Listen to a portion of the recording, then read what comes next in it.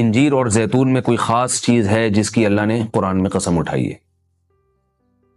اللہ تعالیٰ کی عادت ہے کہ کبھی بھی اپنے پیغمبروں کی خوراک وہ چیز نہیں بناتے جو صحت کے لیے نقصان دہ ہو، اور قرآن میں ایسی چیز کا تذکرہ نہیں کرتے بطور نعمت کے جو صحت کے لیے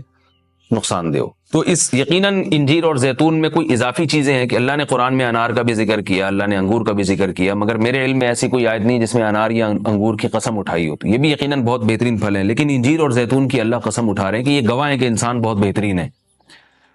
تو اس سے ایک تو پتہ یہ چلتا ہے کہ ہمیں انجیر اور زیتون کو اپنی خوراک میں شامل کرنا چاہیے۔ آج کل کیا کھایا جا رہا ہے؟ چائے پی جا رہی ہے، گٹکے کھا رہے ہیں لوگ، پان کھا رہے ہیں، الٹی الٹی چیزیں، بازار سے بنی ہوئی چیزیں، دودھ پیک خرید کے پی رہے ہیں جس کے دودھ ہونے پہ ہی شبہ ہے کہ پتہ نہیں یہ دودھ ہے بھی یا نہیں،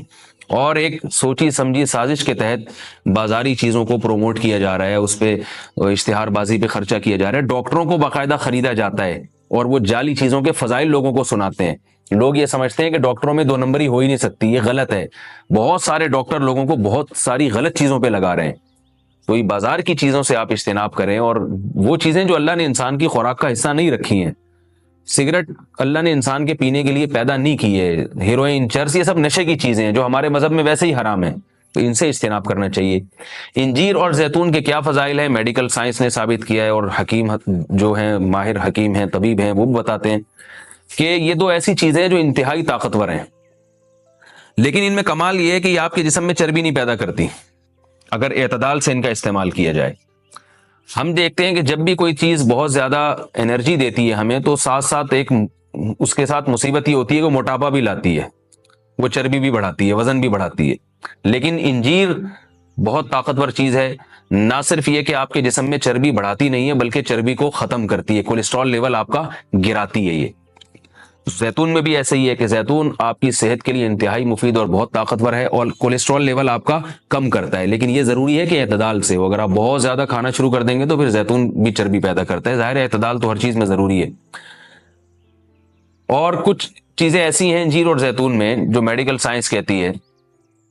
کہ انجیر پیٹ کے کیڑوں کو ختم کرتی ہے، انجیر قبض کو ختم کرتی ہے، قبض کا سب سے بہترین علاج ہی انجیر ہے۔ لوگ اس طرف توجہ نہیں دیتے، دوائیں کھاتے ہیں، ایلوپیتھک دوائیں کھاتے ہیں، اس کے سائیڈ ایفیکٹ بہت سارے ہوتے ہیں۔ تو اگر ہم اپنی خوراک میں روزانہ کچھ نہ کچھ انجیر کا استعمال رکھیں تو بہت ساری بیماریوں سے انشاءاللہ ہماری حفاظت ہو جائے گی۔ انجیر میں خاص بات یہ بھی ہے کہ یہ خون پیدا کرتی ہے، سالے خون جسم میں بناتی ہے، لیکن انجیر کے استعمال کا طریقہ یہ ہے کہ اس کو بہت زیادہ چبا کے کھانا چاہیے اچھی طرح۔ زیتون میں بھی اللہ نے بہت کچھ رکھا ہے، قرآن مجید میں اللہ تعالیٰ نے زیتون کی الگ سے بھی فضیلت بیان کی ہے۔ فرمایا کہ اللہ نے اپنے نور کی مثال دی ہے قرآن میں،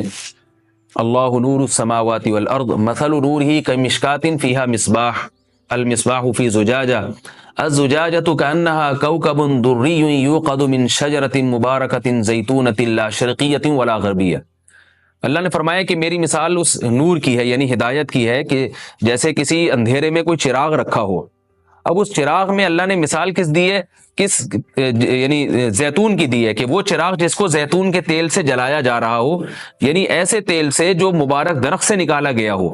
تو اللہ نے وہاں بھی قرآن مجید میں سورہ نور میں بھی زیتون کے درخت کو اللہ نے مبارک درخت کہا ہے۔ ایک اور مقام پہ قرآن مجید نے زیتون کی تعریف کی ہے، فرمایا کہ وَشَجَرَةً تَخْرُجُ مِن طُورِ سَيْنَاءَ تَنبُتُ بِالدُّهْنِ وَالصِّبْغِ لِلْآكِلِينَ۔ اللہ وہ ذات ہے جس نے ایسا درخت پیدا کیا جو طور سینا میں پیدا ہوتا ہے، یعنی کوہ طور میں پیدا ہوتا ہے وہ درخت، اور تنبت بالدہن جو تیل لے کر پیدا ہوتا ہے، اور صبغ للآکلین کھانے والوں کے لیے سالن کا کام دیتا ہے، یعنی لوگ روٹی اس تیل سے لگا کے کھاتے ہیں، سالن کا کام دیتا ہے وہ۔ تو اب یہاں مناسبت دیکھیں کہ اللہ نے زیتون کا اس آیت میں ذکر کیا اور ساتھ ساتھ بتایا کہ یہ وہ زیتون ہے جو کوہ طور پہ پیدا ہوتا ہے، اور کوہ طور ویسے ہی ایک ایسی جگہ ہے جہاں اللہ نے لوگوں کی ہدایت کے لیے وحی کو نازل کیا۔ تو پتہ یہ چلا کہ زیتون میں جہاں جسمانی فوائد ہیں وہاں کچھ روحانی فوائد بھی ہیں، کیونکہ اللہ نے اس کو مقدس جگہ پہ پیدا کیا ہے، اور وہاں کا تذکرہ اللہ نے کوہ طور کا تذکرہ اس کے ساتھ ساتھ کیا ہے۔ اور اس آیت میں بھی ایسا ہی ہے، جہاں اللہ نے زیتون کا ذکر کیا آگے فوراً وطور سینا، کوہ طور کی اللہ نے قسم اٹھائی ہے۔ تو اس سے پتہ چلتا ہے کہ زیتون میں جہاں جسمانی فوائد ہیں، کچھ روحانی فوائد بھی ہیں۔ روحانی کا مطلب یہ کہ اس کے کھانے سے عین ممکن ہے کہ آپ کی کچھ روحانی ترقی بھی ہو، شاید اللہ کی محبت میں اضافہ ہو، گناہوں سے نفرت پیدا ہو، یا اس کے سے جسم میں کوئی ایسی تبدیلی آ۔ میں کوئی یقینی بات نہیں کر رہا، لیکن قرآن میں اس طرف اشارہ ملتا ہے۔ اس سے ہمیں کیا پتہ چلتا ہے کہ یہ جو ہم مختلف قسم کے کوکنگ آئل استعمال کر رہے ہیں، ان سے آہستہ آہستہ اپنی جان چھڑانی چاہیے اور نیچرل چیزوں پہ آنا چاہیے۔ ایک آپ کو میں ایک تحقیق یہ بھی بتاتا ہوں کہ میڈیکل سائنس یہ کہتی ہے کہ یہ جو کولیسٹرول ہے نا اور جو چربی ہے، یہ دیسی گھی سے نہیں پیدا ہوتی، یہ ہم جو آرٹیفیشل آئل استعمال کر رہے ہیں جن میں پتہ نہیں کیا کیا ملایا جاتا ہے، اس سے نقصان ہوتا ہے، جبکہ لوگ دیسی گھی سے اجتناب کرتے ہیں۔ اگرچہ بھی میرا موضوع دیسی گھی نہیں ہے، میں صرف یہ بتانے کے لیے کہ جو قدرتی چیزیں ہیں وہ آپ کی صحت کے لیے نقصان دہ نہیں ہیں۔ آپ کھانے میں اگر زیتون نہیں استعمال کر سکتے تو دیسی گھی استعمال کرنا شروع کر دیں، تو انشاءاللہ اس سے بھی جو بہت ساری بیماریاں ہارٹ کی اور بلڈ پریشر کی اور پتہ نہیں کیا کیا بیماریاں پیدا ہو رہی ہیں، اس میں بھی انشاءاللہ کمی آئے گی۔ اور یہ بھی ہمیں اس آیت سے سبق ملتا ہے کہ آپ قرآن مجید کا معجزہ دیکھیں۔ ابھی چند دن پہلے کسی حکیم کے توسط سے مجھے پتا چلا، انہوں نے مجھے بتایا کہ میں نے پوچھا کہ بھئی انجیر اور زیتون، انجیر کھانے کا سب سے بہترین طریقہ کیا ہے؟ تو ان حکیم صاحب نے بتایا کہ آپ انجیر کو زیتون میں ڈبو کے استعمال کریں، یعنی انجیر کے ٹکڑے کریں اور 2-3 چمچے زیتون کپ میں ڈالیں اور اس میں انجیر کے ٹکڑے کر کے ڈبو دیں آپ اس میں، اور رات کو آپ ڈبو دیں اور صبح اس کو استعمال کر لیں، وہ زیتون بھی کھا لیں ساتھ میں۔ تو اس وقت میرا ذہن اس طرف نہیں گیا۔ اب آج جب میں یہ اس آیت کا درس دے رہا تھا تو مجھے خیال آیا کہ یہ تو اللہ نے خود قرآن میں دونوں کا ساتھ ذکر کیا ہے۔ حکیم تو آج کہہ رہے ہیں 1400 سال کے بعد کہ ان دونوں کا ملاپ بہت بہترین ہے صحت کے لیے، تو قرآن میں اللہ نے کیسے دونوں کا ساتھ ساتھ تذکرہ کیا ہے؟ تو یہ عجیب اتفاق ہے، اور بلکہ قرآن کی بلاغت ہے اور قرآن کا ایک قسم کا معجزہ ہے کہ آج بہت ساری چیزیں جن کی تحقیق ہو رہی ہیں وہ قرآن میں اللہ تعالیٰ نے ان کے اشارے پہلے سے دے دیے ہیں۔ انجیر اگر آپ زیتون میں ڈبو کے استعمال کرتے ہیں تو اس کے کیا فوائد ہیں؟ ایک فائدہ تو یہ ہے کہ انجیر کو چبانا آسان ہو جاتا ہے، ورنہ انجیر بہت سخت چیز ہوتی ہے، اس کا چبانا آپ کے لیے مشکل ہے۔ جب آپ اس کو زیتون میں ڈبو دیں گے، آپ صبح جب کھائیں گے تو آپ کو پتہ چلے گا کہ وہ نرم ہو گئی ہے، اس کا کھانا آسان ہے۔ اور دوسرا فائدہ یہ کہ اس سے زیتون کا کھانا بھی آسان ہو جاتا ہے۔